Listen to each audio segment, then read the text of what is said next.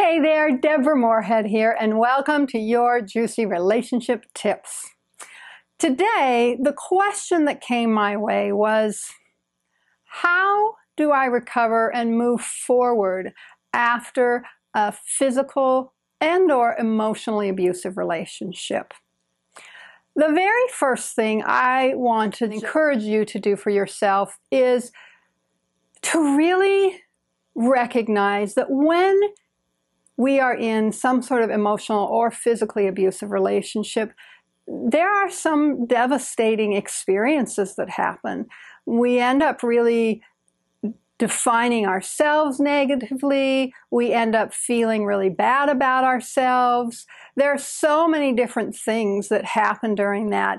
And so there are three kind of steps that I want to talk about that you can do to help you to be able to really heal and move forward. The very first is that you just really take in the courage that it took for you to be able to step out of that relationship and really take that in. Even if it was messy, even if you found yourself going back, even if you're thinking, oh, but I still want him, it still took courage. So take in the courage of what it really meant for you to do that. And then the other piece is to forgive yourself. We tend to start to judge ourselves and say, how could I have let myself be treated that way? And why did I do that? And question ourselves. So just give a sense of forgiveness that I was doing the best that I knew how, and all is forgiven and ready to move forward because you are in a place to move forward. The second thing for you to do for yourself is to go get help. Don't go this alone. Get into a support group, get a coach, get a therapist, but go and get help. There are so many emotional things that are going on after you have moved out of a physically or emotionally abusive relationship. One of the things is that there is some grieving because there's a loss. And it's okay to go through that grieving process. Have someone come alongside you as you do that so you know it's okay and you can move forward.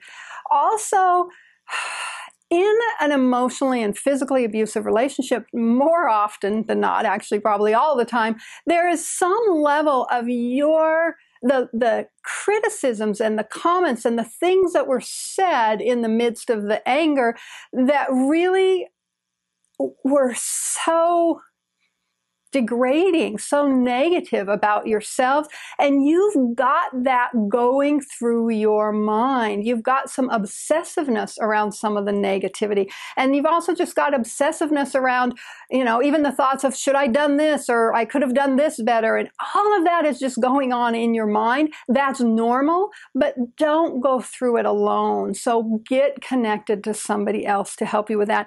And also, if there was in fact physical abuse, there might be some traumatic triggers that are going on that you want someone to help you walk all the way through that. So the second piece is don't do it alone, get some support somehow. The third area when you are recovering and wanting to move forward from a physical and/or emotionally abusive relationship is to regain your self-confidence. Now, I know that's easier said than done, but let me give you a few ideas about how to do this, and you really want to focus on this one.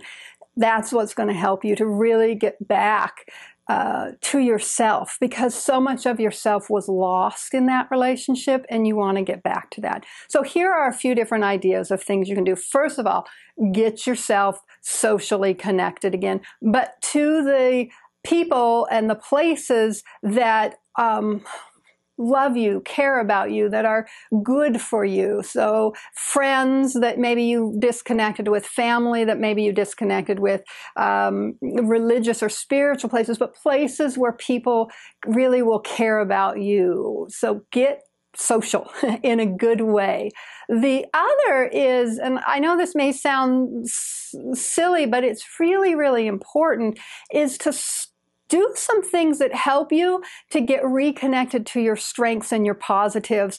That would be people who have known you for a while, even meeting with them and asking them, so what are 3 strengths that you see? Or what are reasons, 3 things about what you like about me?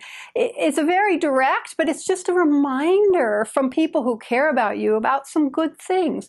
The other thing is to take some time to I know this may sound funny, but an affirmation or mantras, things, come up with statements that really go against all of those negative beliefs and criticisms and put in some positive ones where you are every morning standing in front of the mirror as you're brushing your teeth or whatever else, where you're reminding yourself about the value of you, about how wonderful you are, about the life that you can have. So get some positive things in there. And then the third is, if there were some areas, some things that you know you are really good at, you're competent, you're capable, go do those things. You know, if you're really good at racquetball, get yourself back out there and get some people that you can beat at racquetball. If you are really good at organizing, you know, even connect with a friend who needs help with organizing their paperwork and get in there and help them with that. Just do the things that you know you are good at. And then the last thing to help build your self-confidence is let yourself dream again. What are the interests? What are the things that you maybe used to think you wanted to do? Going back to school, or you know, learning how to cook a particular difficult recipe, but let yourself dream and step into learning and doing new things that really help to fulfill you as a whole person.